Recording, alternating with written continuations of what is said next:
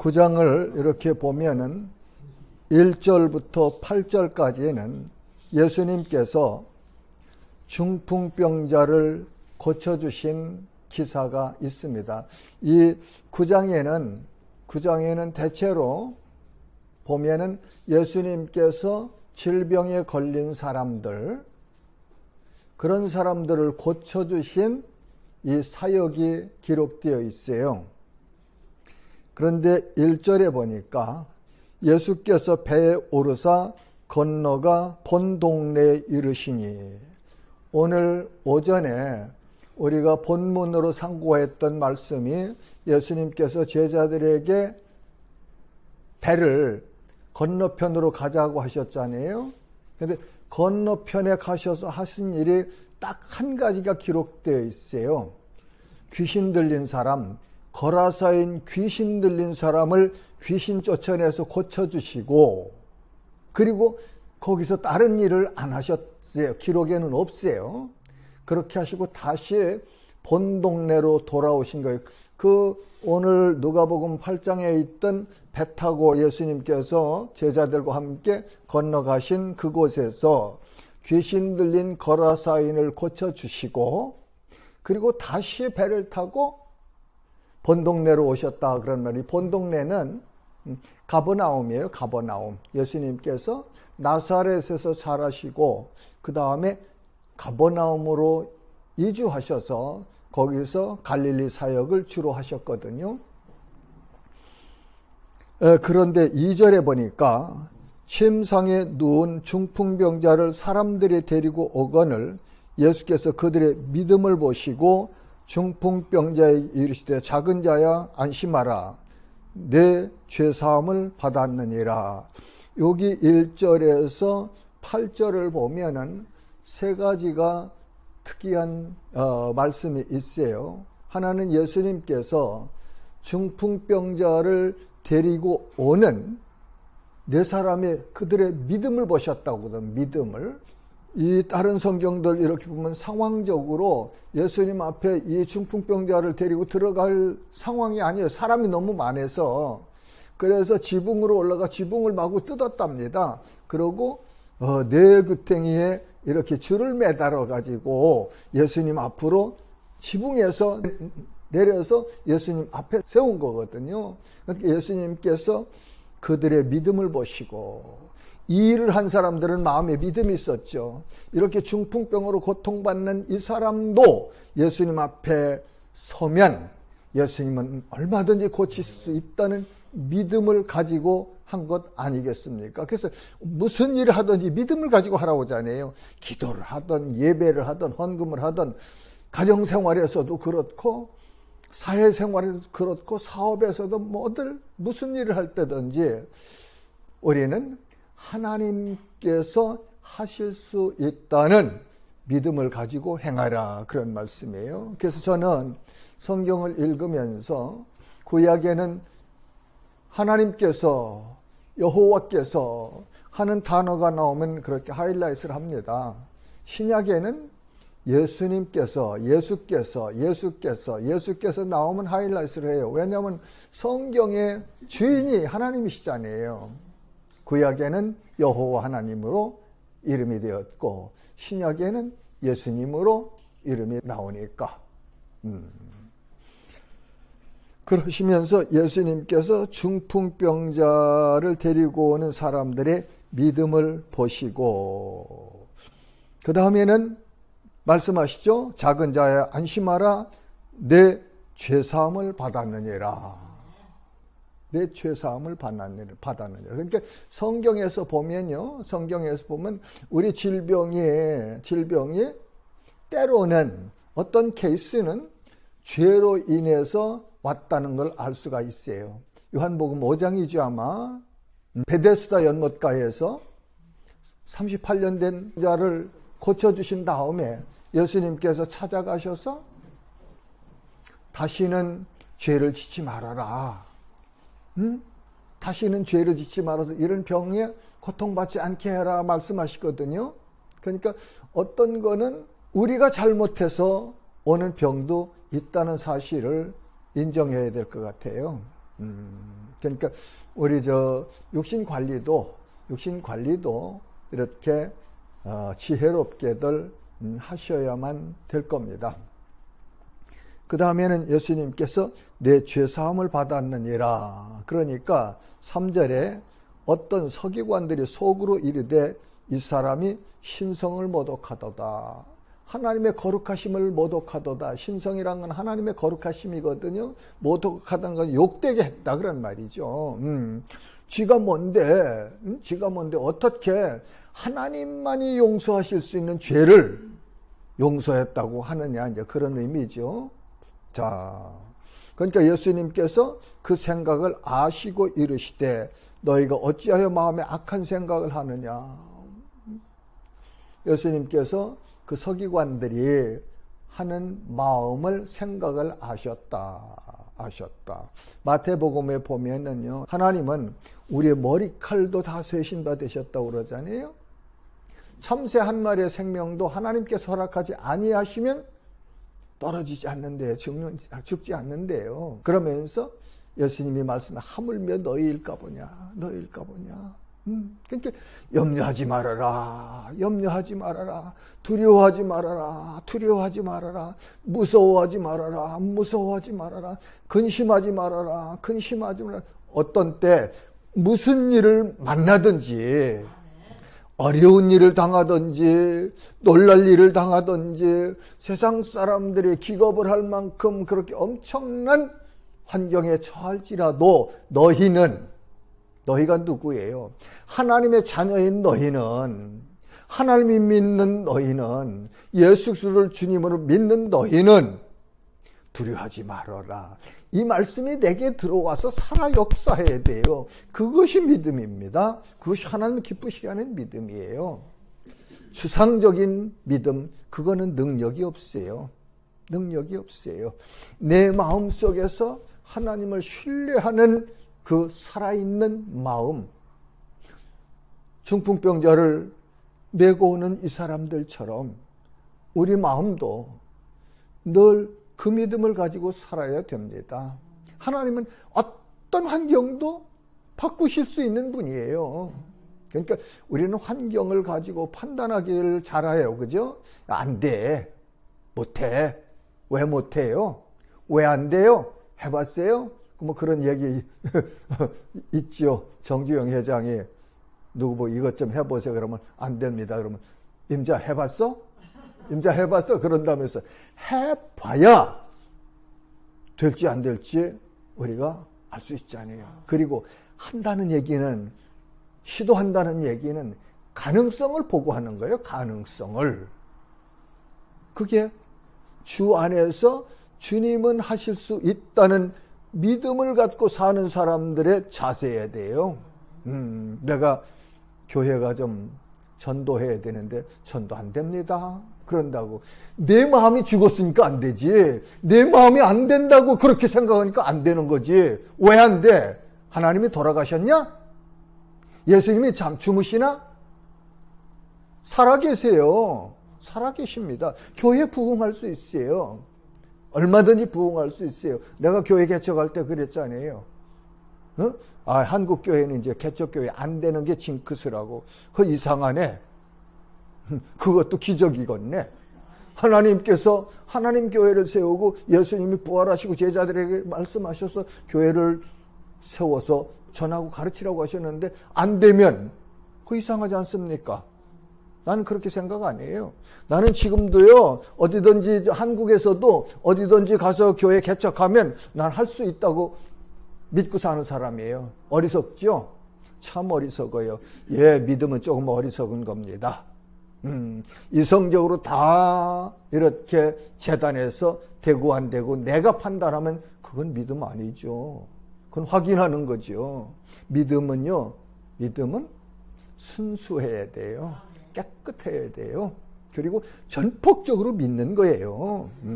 내 이거 가지고 이렇게 재고 저렇게 재고 되는 것만 이게 믿음이라고? 그건 믿음 아니에요. 확인이죠. 여기 네 사람들이 그런 거 생각했겠습니까? 어떻게든지 예수님 앞에만 가면 이 사람도 나을 수 있다는 믿음을, 예수님 고칠 수 있다는 믿음을 가지고 나온 거 아니에요?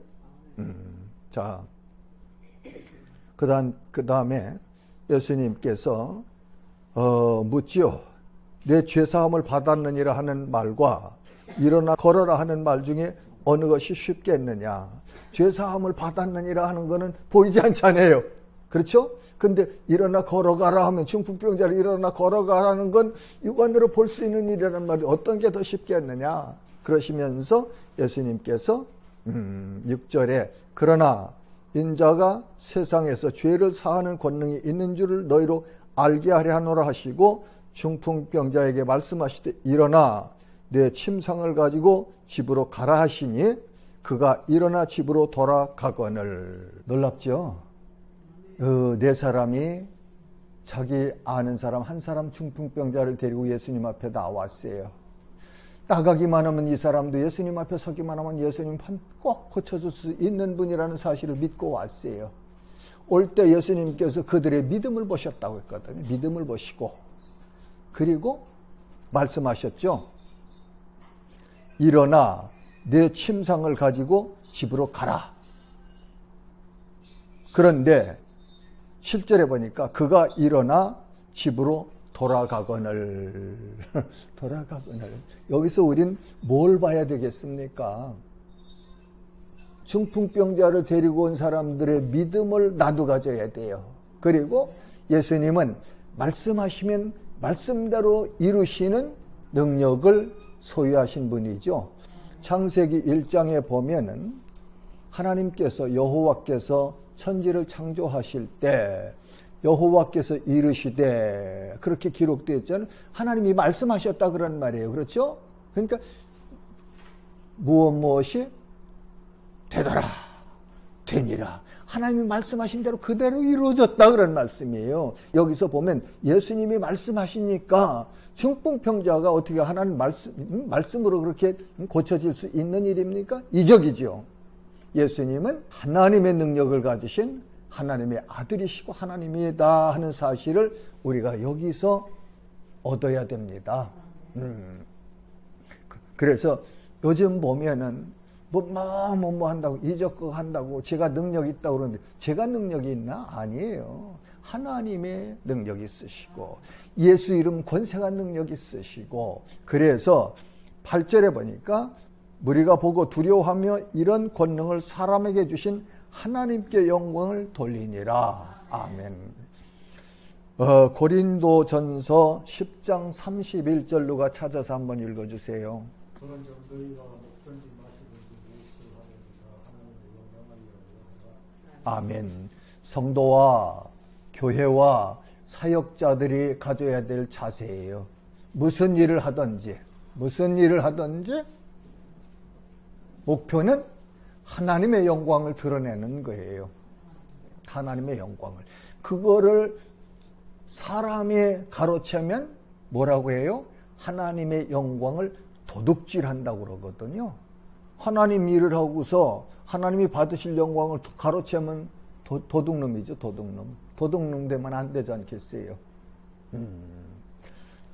자, 그래서 여기서 이 1절에서 8절까지 예수님께서 중풍병자를 데리고 오는 사람들의 믿음을 보셨고, 그리고 말씀으로 중풍병자를 고쳐주셨고, 그리고 예수님은 죄를 사하는 권세를 가지신 분이라는 사실을 우리에게 가르쳐 주시잖아요. 서기관들이 말한 신성모독, 하나님만 하실 수 있는 일을 저 사람이 한다고 하네, 그러면서 하나님의 욕되게 한다고 했는데 그들이 눈이 어두워서 못 보았을 뿐이지 죄를 사하는 권세를 가지신 하나님이시다. 우리 여기서 그걸 볼 수 있어야 돼요. 그 다음에 9절부터 13절까지는 마태를 부르신 그런 기록이죠. 9절에 보니까 예수님께서 그곳을 떠나 지나가시다가 마태라 하는 사람이 세관에 앉아 있는 것을 보시고 이르시되 나를 따르라 하시니 일어나 따르니라. 예수님이 마태가 세관에서 텍스 컬렉팅 하고 있잖아요. 그죠? 근데 야, 나 따라와. 팔로우 미 하니까 즉각 따라갔어요. 자, 우리 한번 여기서 마태라는 한 인간이 예수님의 부르심을 받고 따라가서 얻은 변화와 안 따라갔으면 그의 삶이 어땠을까 한번 생각해 보자고요. 안 따라갔으면 마태는 거기서 이렇게 뭡니까? 세금 예를 들어서 10유로를 받아야 되는데 한 20유로쯤 받아가지고 10유로는 정부에 보내고 나머지 10유로를 가지고 우리 사람들한테 이게 고인다고 그러죠. 뭐 이거 하고 나머지는 이렇게 주머니에 넣으면은 거기서 정년까지 하는지 뭐 평생 하는지 모르겠습니다. 했으면 돈은 많이 벌었겠네요. 근데 그 돈에서 어떤 냄새가 날까요? 그러면 그 돈 가지고 자기 영혼을 고칠 수가 있습니까? 살 수가 있습니까? 잘 한번 생각해 봐야 돼요. 근데 마태는 따라갔거든요. 따라가서 결과적으로 어떻게 됐어요? 그는 영광스러운 12사도의 반열에 들어갔잖아요. 우리도 그래요. 예수님 너 나 따라와라 하면 따라가면 돼요. 예수 믿어서 구원받으면 하나님의 자녀로 영광스러운 신분을 얻지만 나는 그 말 못 믿어요. 난 믿을 수 없어요. 내가 공부 많이 했는데요. 내가 똑똑한데요. 내가 그래도 이 사회에서 엘리트인데요. 나는 내 이성을 못 믿어요 하고 디나이 한다면 그 사람의 인생이 어떻게 되겠어요? 그 이후에 가다가 다시 또 부르심을 받아서 돌아온다면 좋겠지만 기회가 없어서 그러다가 그대로 끝났다면 어떻게 될까요? 그러니까 말씀에 순종하는 것이 복이에요. 말씀이 내게 말씀하시면 내게 감동을 하시면은 순종하는 게 복이다 그런 말씀이에요. 항상 오나요? 기회가? 아니잖아요. 기회가 왔을 때 순종하면 내 것이 되잖아요. 뭐가? 하나님 나라가, 하나님의 그 영광스러운 영광이 하나님 나라의 모든 신령한 것과 모든 것이 내게 되는 거든. 왜요? 하나님이 내 아버지가 되니까. 예. 자, 그 다음에는 예수께서 마태의 집에서 앉아 음식을 잡수실 때에 많은 세리와 죄인들이 와서 예수와 그의 제자들과 함께 앉았더니 마태의 집에 예수님이 초대를 받아서 가서 식사를 하셨네요. 그죠? 근데 거기에 온 손님들이 세리들하고 죄인들, 다 그 당시에는 죄인으로 취급하던 그런 사회적인 버림받은 사람들이죠. 그죠? 사람 취급받지 못하는 사람. 그런 사람들이 모였네요. 그러니까 11절에 바리새인들이 뭐라고 그래요? 그의 제자들에게 어찌하여 너희 선생은 세리와 죄인들과 함께 잡수시느냐. 야, 어째 너희 선생은 그렇게 이적도 행하고 전혀 다른 것을 가르쳐 주면서 죄인들과 함께 그렇게 밥 먹냐. 어떻게 친구하냐. 이제 그러잖아요. 그러니까 예수님께서 들으시고 말씀하시네요. 이르시되 건강한 자에게는 의사가 쓸데없고 병든 자에게야 쓸데있느냐. 이건 비유적인 교훈이죠. 그죠? 여기 지금 상황에 대한 답변은 아니시죠. 그죠? 그런데 다른 원리를 가져다가 지금 바리새인들에게 답변을 하시는 거예요. 그러시면서 13절에 가면 너희는 가서 내가 긍휼을 원하고 제사를 원하지 아니하노라 하신 뜻이 무엇인지 배우라. 나는 의인을 부르러 온 것이 아니요 죄인을 부르러 왔노라 하시니라. 죄인을 부르러 오신 예수. 그렇다면 여기서 죄인이 아니라면 예수님의 콜링을 받을 수가 없네요. 그렇죠? 죄인을 부르러 오신 분이니까 죄인을 부르셨죠. 그러면 여러분들은 의인이 되기 이전에, 예수님을 만나기 이전에, 예수님의 부르심을 들어서 믿고 순종하여 믿기 전에 여러분들의 상태가, 우리의 형편이 어땠어요? 죄인이었습니다. 죄인이었어요. 예수 믿는 모든 사람은 믿기 이전에 죄인이라는 사실을 여기서 우리는 유추할 수 있어요. 그렇죠? 죄인이 아니었다면 예수 믿을 필요도 없었고 예수님이 부르시지도 않았을 테고, 그렇죠? 그러니까 죄인이에요. 죄인이었습니다. 죄인. 그러면 우리가 죄인이었다는 사실을 성경 말씀을 통해서 한번 확인하고 싶습니다. 로마서 5장 12절 한번 찾아봅시다. 예. 말미암아 죄가 세상에 들어오고 죄로 말미암아 사망이 들어왔나니 이와 같이 모든 사람이 죄를 지었으므로 사망이 모든 사람에게 이르렀느니라. 아멘. 한 사람으로 말미암아 죄가 세상에 들어왔고 죄로 말미암아 사망이 왔는데 이와 같이 모든 사람이 죄를 지었으므로 사망이 모든 사람에게 이르렀느니라. 자, 그 다음에 로마서 6장 23절 한번 볼까요? 예수의 사람이여 하나님의 은혜는 그리스도 예수 우리의 주 안에 있는 영생이니라. 예, 아멘. 죄의 삭은 사망이니라. 사망인. 그러니까 이 세상의 모든 사람이 나는 의인이라고 할지라도 죄인이라는 사실을 우리는 알고, 그리고 그 죄인에게는 사망이 죄의 삭스로 왕노릇한다. 그렇죠? 자, 그 다음에는 로마서 4장 25절 한번 읽어볼까요? 예수는 우리가 범죄한 것 때문에 내 중이 되고 또한 우리를 의롭다 하시기 위하여 살아나셨느니라. 아멘. 예, 죄인이고 죄로 인해서 사망에게 붙들려서 사망이 왕노릇하고 있는데 그 죄인 때문에 죽으신 분이 예수다. 그리고 다시 살아나셨는데 왜 살아나셨느냐? 우리를 의롭다 하시기 위해서 살아나셨느니라. 예수님의 대속 죽으심과 부활의 의미를 여기서 우리에게 가르쳐 주시잖아요. 로마서 8장 9절에서 11절 읽어봅시다.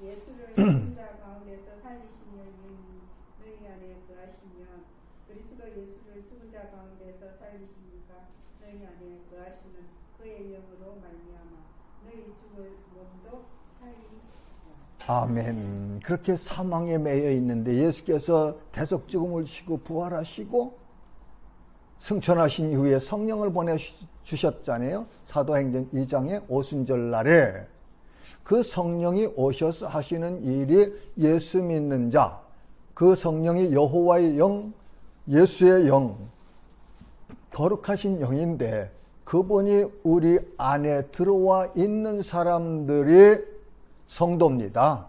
그래서 살아있대요. 근데 몸은 죽어 있다나요? 근데 영은 살아있다고 합니다. 그렇죠? 그런데 이 죽을 몸도 예수님이 부활하실 때 다시 살려주신다. 그것이 부활의 말씀이에요. 부활에 관한 말씀. 로마서 8장 33절 한번 누가 읽어주시겠어요? 누가 능히 하나님께서 택하신 자들을 고발하리요 의롭다 하신 이는 하나님이시니. 아멘. 나를 의롭다고 하셨는데 누가 나를 의롭다고 하셨느냐? 스스로 계신 하나님, 우주 만물을 말씀으로 창조하신 하나님, 아들 독생자를 이 땅에 보내신 하나님, 아들이 십자가에 죽어서 장사되었을 때 3일 만에 다시 살리신 하나님, 그 하나님이 나를 의롭다고 하셨다 그런 말이에요. 이건 천하와 바꿀 수 없는 그런 은혜고 복입니다. 이 은혜를 깨달으면 하나님을 찬송 안 할 수가 없지요. 이 은혜를 깨달으면 하나님을 기뻐하며 하나님을 예배하지 않을 수가 없지요. 누가 예배해라 예배해라 삽니까? 나를 죄인의 사망에서 살려주시고 나를 의롭다고 하셨고 나를 영원한 하나님의 생명 안에서 주님이 다시 오시면 영광스러운 그 나라에서 살게 하신 하나님의 은혜가 감사해서 하나님 감사합니다. 하나님 감사합니다. 무슨 일을 만나도 감사할 수 있는 거 아니겠어요? 왜? 궁극적인 영원한 내 인생이 이미 결정지어져 있는 거거든요. 이 세상은 잠시 지나가는 것뿐이에요. 연극 배우들이 자기 역이 나왔을 때 무대에 잠시 자기가 맡은 역을 연극하고 들어가듯이 이 세상은 우리가 그렇게 지나가는 무대라 그런 말이에요. 무대라 그런 말이에요. 예. 그러니까 아무리 어려운 환경을 만나도 나를 의롭다 하시고 나를 자녀 삼으신 그 아버지 하나님께서 나와 함께 하시며 나를 지키시고 영광을 받으신다는 사실은 내가 믿든지 안 믿든지 사실이거든요. 근데 이것을 믿는 사람이 믿음이 있는 사람이고 깨달은 사람이고 복 있는 사람이죠. 그러면 목사님 왜 하나님이 그렇게 전능하신데 나는 물질을 요거밖에 안 줍니까? 내 믿음이 그것만 하니까 그게 최선이야 최상이야.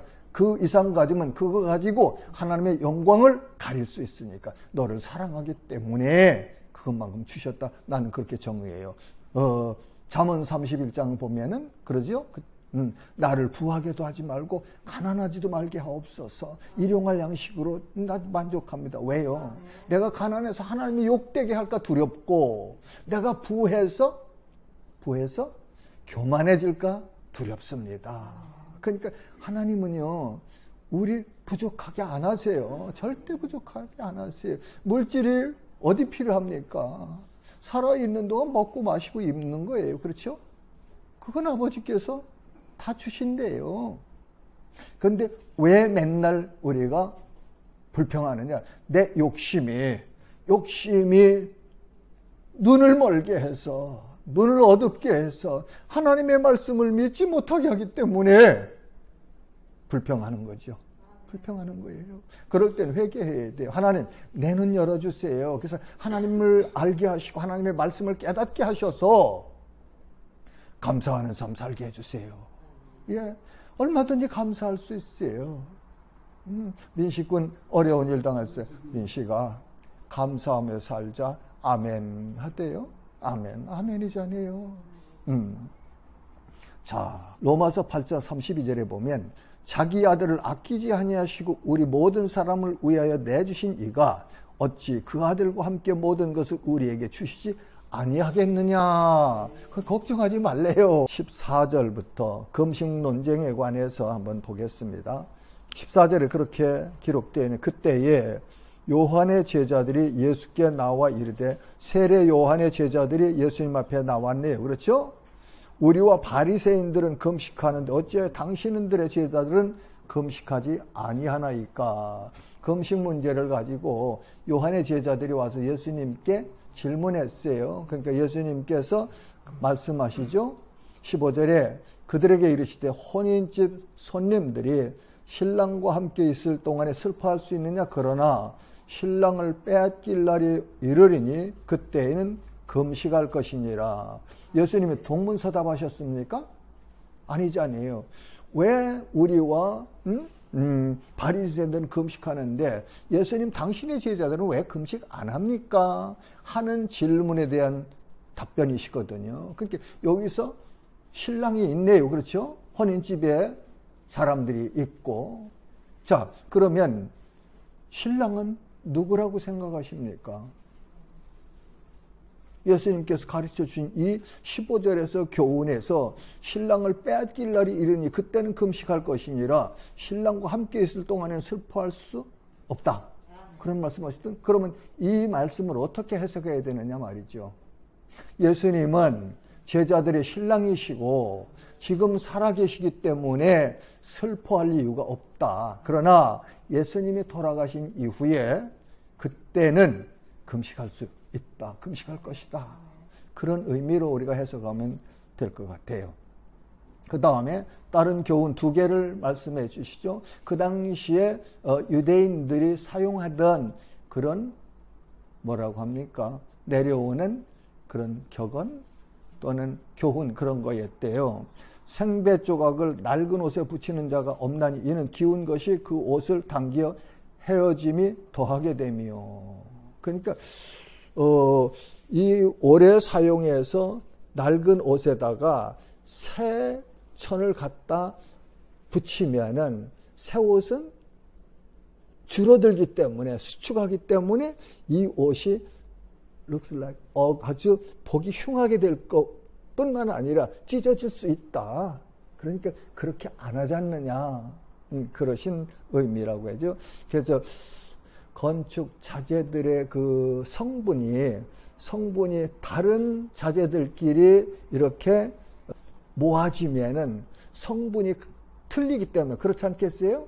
그 이제 열이나 추위에 그 수축하는 강도가 흙도 다를 테고 돌도 다를 테고 철도 다를 테고 그러니까 그 재료의 그 성분에 안 맞으면은 균열이 간다 그런 말을 하더라고요. 그래서 거기서 나는 많은 것을 생각해 보았습니다. 우리가 이 빌딩을 짓는데 콘크리트도 사용하고 저 철근 앵글도 사용하고 뭐 여러 가지를 사용하더니 근데 재질이 닳으면 반드시 서로 균열이 생긴다. 그래서 가정에서도 부부가 가족이 한 마음 되는 것이 중요합니다. 교회도 목사와 장로님들은 같은 비전을 공유해야 돼요. 그거 매우 중요합니다. 매우 중요해요. 그러니까 그 각각 다른 그 안에 예수 그리스도가 계셔서 그리스도 안에서 한 마음을 품는 것 대단히 중요하다 그런 말이에요. 가정이 잘 되고 교회가 잘 되고 하려면 예수 그리스도가 주인이 돼서 같은 리더들이 한 마음을 품어야 된다. 그래서 제가 처음에 교회 갔을 때 어느 목사님이 설교 중에 그런 이야기를 하시는데 내가 그건 평생 잊지를 못해요. 잘 되는 집안이 잘 되려면 아버지가 오늘 저 밖에 나가면서 얘들아 저 외양간에 있는 소를 지붕으로 좀 끌고 올라가서 지붕에다 좀 세워라. 그러면 온 가족이 그 소를 끌고 가려고 이런 방법 저런 방법을 동원해서 그 일을 한답니다. 이성적으로 판단할 때 이렇게 됩니까? 안 되잖아요. 그런데 잘 되는 집안은 아버지의 말씀을 그렇게 아버지를 존경하기 때문에 아버지 말씀을 오베이 한대. 따라간대. 순종한대요. 그런데 안 되는 집안은 똑같은 상황이었을 때 자녀들과 뭐 아내도 있고 딸도 있었겠지. 우리 아버지 미쳤나 봐. 조금 정신 이상됐나 봐. 어떻게 저걸 데리고 새로 올라가? 그러고 판단하고 만다대요. 어느 편에 서고 싶습니까? 저는 그 예화가 너무 내게 충격적이었고 너무 많은 교훈을 줘서 늘 생각하며 살아요. 하나님이 말씀하시면은 내 이성 가지고 판단하지 말고 순전하게 그렇게 말씀을 내 거로 받아서 순종하며 살고 싶어요. 다 못합니다. 어리석고 못합니다. 그럴지라도 마음만은 그렇게 하고 싶은 것이 제 마음이에요. 여러분들도 뭐 그런 마음이라고 제가 생각해요. 저와 동일한 마음. 만약에 아니신 분이 있다면 바꾸셔야 돼요. 바꾸셔야 돼요. 그래야 영혼이 잘 되고 범사가 잘 되고 강건할 수 있는 거예요. 예. 자, 그러시면서 뭐라고 하시냐면 17절에 새 포도주를 낡은 가죽 부대에 넣지 아니하나니 그렇게 하면 부대가 터져 포도주도 쏟아지고 부대도 버리게 됨이라 새 포도주는 새 부대에 넣어야 둘이 다 보존되느니라. 자, 새 포도주는 포도즙을 짜가지고서 바로 이제 신선한 거죠. 그렇죠? 그 포도주는 어떻게 될까요? 발효가 되지요. 발효가 돼요. 그래서 헌 부대에 넣으면 발효가 되기 때문에 말하자면 포도주 부대가 터져버린단 말이죠. 터져버린다. 그래서 새 포도주는 발효해야 되기 때문에 발효할 수 있는 신축성이 있는 새가죽 부대에 담아야 부대도 찢어지지 않고 포도주도 보관할 수 있느니라 하는 교훈을 주시죠. 그러니까 우리도 올해 표어가 뭐죠? 새 시대, 새 비전, 새 결단, 새 능력. 그렇죠? 예, 새롭게 돼야 돼요. 새롭게. 세상에 계속해서 변화할 겁니다. 바이러스 연구하는 학자가 그랬죠? 이 코비드-19 이건 아무것도 아니다. 이거 뭐 백신 맞아가지고 그거 가지고 피하려고 하지 말고 앞으로 전체 그 바이러스 지금 우리가 연구해서 해결한 게 한 2%밖에 안 된대요. 그러면서 앞으로 핵폭탄급의 핵폭탄처럼 그렇게 강력한 바이러스가 올 수도 있다고 하대요. 올 수도 있대요. 그런 시대를 당할 때 우리 어떻게 살 겁니까?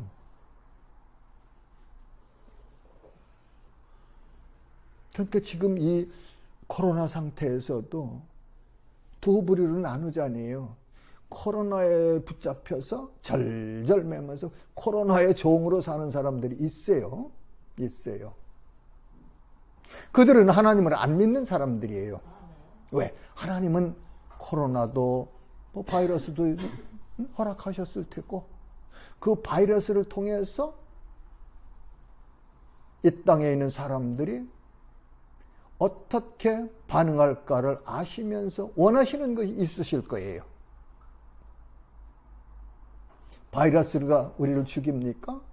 나는 그렇게 생각 안 해요. 내가 죽는 날은 하나님께서 이 땅에 보내신 내가 사명이 다 끝나는 날, 그날 너 돌아와라 부르신다고 믿습니다.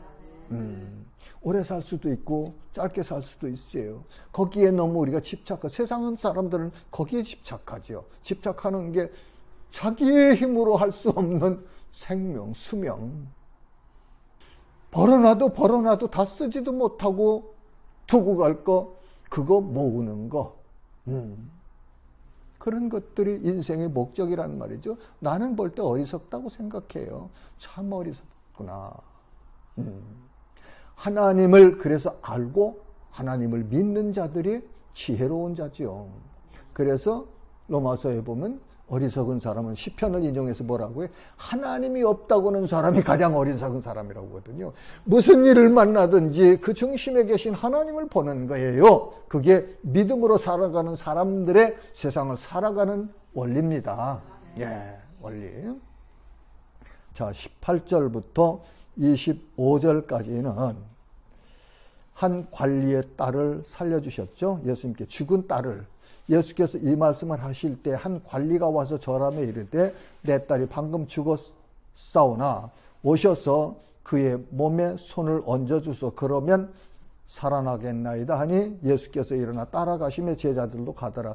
요 단락 사이에는 다른 내용의 말씀도 있어요. 12의 혈루증으로 앓은 여자가 예수님 뒤에 와서 옷을 만진 그런 사건이 있어요. 그리고 이 죽었던 소녀 딸을 예수님께서 살려주신 그런 기사가 기록되어 있지요. 자, 그러면 20절부터 22절까지 누가 한번 읽어주세요. 12해 동안이나 혈루증으로 앓는 여자가 예수에 들어와서 그걸 보드가를 만드니 이는 제 마음에 그 거듭만 만져도 구원을 받겠다 합니다. 예수께서 돌이켜 그를 보시며 이르시되 따라 안심하라. 내 믿음이 너를 구원하였다 하시니 여자가 그 즉시 구원을 받습니다. 아멘. 처음에 제가 이야기했죠. 이 9장에는 예수님께서 병든 자들을 고쳐주신 역사를 많이 기록해 주셨는데 거기에 보면 모든 고침받은 사람들이 믿음이 있었다. 믿음이. 이 여자 12년 동안 혈루증으로 고통했대 얼마나 힘들었겠습니까? 근데 그 마음속에 예수님의 겉옷만 만져도 내가 낫겠다 하는 그런 믿음을 가지고 왔네요. 그래서 예수님 겉옷을 만졌죠.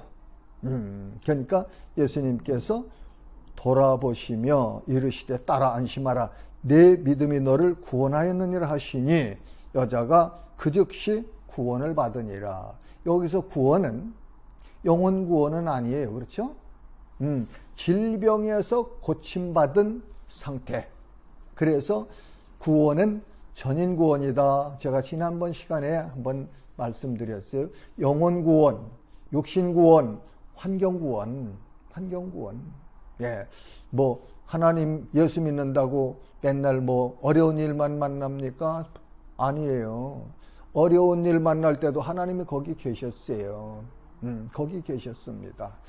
우리가 어떤 상황을 기록된 말씀을 볼 때 어떤 잣대를 가지고 어떤 캐논을 가지고 그 말씀을 해석할 것인가 원리입니다. 중요합니다. 네. 자, 12년 동안 혈루증으로 앓던 여인이 자기 마음속에 내가 가서 예수님 옷만 만져도 나 병이 낫을 거야 하는 그 간절한 마음을 가지고 와서 예수님께 뒤에 손을 댔나 보죠. 그러니까 예수님께 돌아보시면서 여자여 안심하라. 따라 안심하라. 내 믿음이 너를 구원하였느니라 하시니까 여자가 즉시 구원을 받으니라. 자, 이제 그 이외에 18절에서부터 19절, 그 다음에 23절부터 26절까지 이 말씀은 가버나움 회당장인 야이로라는 사람의 어린 딸이 12살 난 딸이 죽었어요. 어떤 질병으로 죽었는지는 기록은 안 해주셨어요. 몰라요. 그런데 그 회당장이 예수님을 찾아가지요. 찾아가서 내 딸이 방금 죽었사오나 오셔서 그 몸에 손을 얹어주소. 그러면 살아나가나이다. 여기서 우리는 관리에 야이로의 믿음을 볼 수 있잖아요. 그죠? 믿음을 가지고 있었으니까 이 말을 할 수 있는 거고 예수님을 찾아온 거 아닙니까? 그러니까 예수님께서 이제 가시죠. 23절부터 보면 예수께서 그 관리집에 가서 피리 부는 자들과 떠드는 무리를 보시고 이르시되 물러가라. 이 소녀가 죽은 것이 아니라 잔다 하시니 그들이 비웃더라. 무리를 내보낸 후에 예수께서 들어가서 소녀의 손을 잡으시며 일어나는지라. 마가복음에는 이렇게 기록되어 있어요. 그 아이의 손을 잡고 이르시되 달리다 굼 하시니 내가 내게 말하노니 소녀야 일어나라. 소녀가 곧 일어나서 걸으니 나이가 12살이라. 12살 먹은 딸이 죽었을 때 부모의 심정이 어떻을까요? 어떻겠습니까? 딸이 죽은 그 회당장 야이로의 심정이 어떻을까요? 나는 그런 예화가, 지금 들었던 예화가 기억나요. 어떤 집에 장대 같은 아들이 죽었답니다. 그러니까 맨날 어머니는 울고 하면서 그렇게 아파하는데 아버지는 아무 말도 없으니까 아내가 그랬대. 여보, 당신은 어째 아들을 잃었는데 그렇게 슬픈 기색을 못 보겠어. 그러니까 아버지가 왁 하는데 피를 토하더라. 마음속에 집어넣고서 잃어버린 아들을 아파하면서 그게 내장이 우리가 상하도록 그렇게 아팠다 그런 말이에요. 표현을 안 했을 뿐이지. 그래서 그걸 알리려고 하다 보니까 입에서 피를 토했더라. 그런 예화를 들은 적이 있네요. 회당장의 마음이 어떻겠습니까? 그러면서 예수님을 찾아와서 예수님이 오셔서 손만 얹어주시면 내 딸 살아날 텐데요. 살려주세요. 살려주세요. 얼마나 간절한 마음을 가지고 왔겠어요. 기도할 때도 우리의 그런 간절함이 있어야 됩니다. 그러니까 예수님께서 가셔서 손을 잡으심에 소녀가 살아났네요. 성경에서는 죽은 자들을 그리스도 안에서 잠자는 자라고 합니다. 잠자는 자면 반드시 깨어난다는 결말이 있죠. 그렇죠? 잠자는 자는 깨어나게 돼 있어요. 그래서 우리도 그리스도 안에서 잠자는 자라는 말씀은 곧 예수님이 부활하실 때 반드시 우리도 부활한다. 그런 말씀이에요. 데살로니가 전서 4장이죠. 그쪽에 보면 그렇습니다. 그리고 고린도전서 15장을 쭉 읽어보면 그래요. 그래서 잠자는 자, 우리가 이 세상을 떠날 때 그리스도 안에 잠자는 자들이 될 거예요. 그 다음에는 27절부터 31절까지는 두 맹인을 고쳐주셨죠. 두 맹인이 따라오면서 소리질러 이르되 다윗의 자손이여 우리를 불쌍히 여기소서 하더니 우리를 다윗의 자손이요.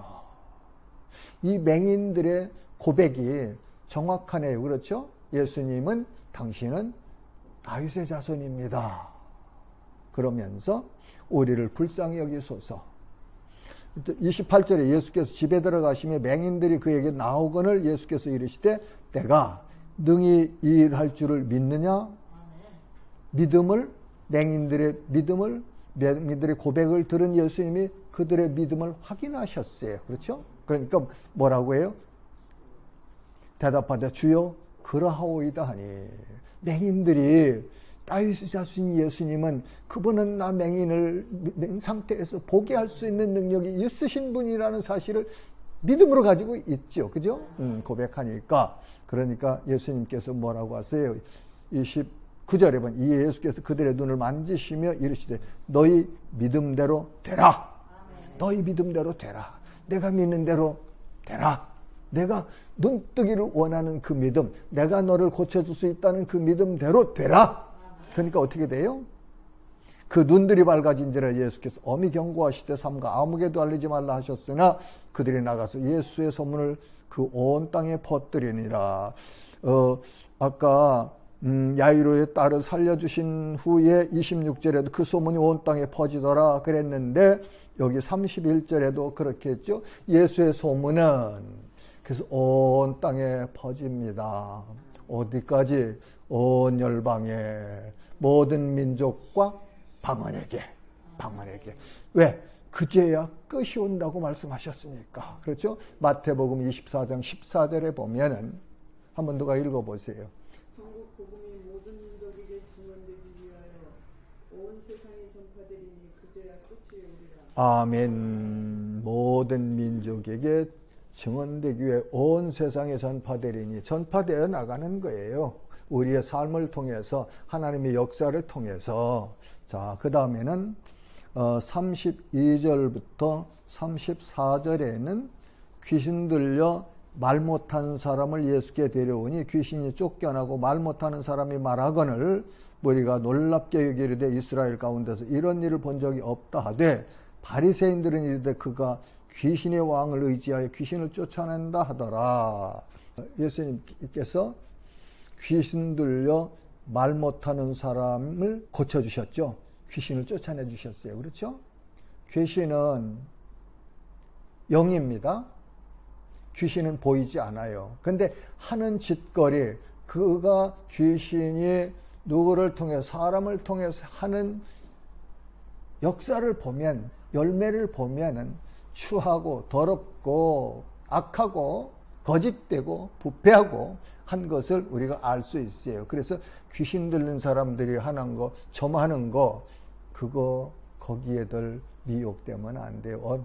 무슨 일 하든지 성공하려면 미치라고 하잖아요. 미치라고요. 예수님 신앙생활 성공하려면 예수님께 미쳐야 돼요. 그렇지 않아요? 저 사람 예수님 미쳤다고 그러잖아요. 미쳐야 돼요. 우리 아버지가 나보고 너 미쳤어 그랬어요. 난 미쳐야 돼요. 성공하려면. 안 미쳐가지고는 적당히 하면 베드로가 3번 부인할 때 어떻게 했어요? 적당히 거리고 두고 따라가다가 여인한테서도 여종한테 앞에서도 부인하잖아요. 그렇게 되면 안 돼요. 미쳐야 돼요. 미쳐야 돼요. 사랑할 때는 사랑에 미치고, 사업할 때는 사업에 미치고, 공부할 때는 공부에 미치고. 그런데 왜 내가 그걸 하느냐? 아까 고린도전서 10장 31절에서 우리에게 가르쳐 주신 그 말씀을 하나님의 영광을 위하여서 하면 돼요. 자, 그 다음에 35절부터 38절 예수께서 모든 도시와 마을에 두루 다니사 그들의 회당에서 가르치시며 천국 복음을 전파하시며 모든 병과 약한 것을 고치시니라. 무리를 보시고 불쌍히 여기신 이는 그들이 목자 없는 양과 같이 고생하며 기진함이라. 이에 제자들에게 이르시되 추수할 것은 많되 일꾼이 적으니 그러므로 추수하는 주인에게 청하여 추수할 일꾼들을 보내주소서 하라 하시니라. 집에 가셔서 459장 익은 곡식 거둘 자가 없는 이때에 한번 찬송들 들어보시든지 해보세요. 그리고 96장 예수님은 누구신가 한번 불러보시고 들어보세요. 그러면서 이 지금 우리가 마태복음을 공부하는 이 내용 중에 핵심을 정리하자면 하나님은 우리를 불쌍히 여기시는 긍휼의 하나님이라는 사실을 정리해야 돼요. 두 번째로는 하나님을 믿는 자는 하나님께서 그를 통해서 역사하신다는 사실을 우리가 알아야 돼요. 그 다음에는 이런 일들을 통해서 하나님이 영광을 받으시고,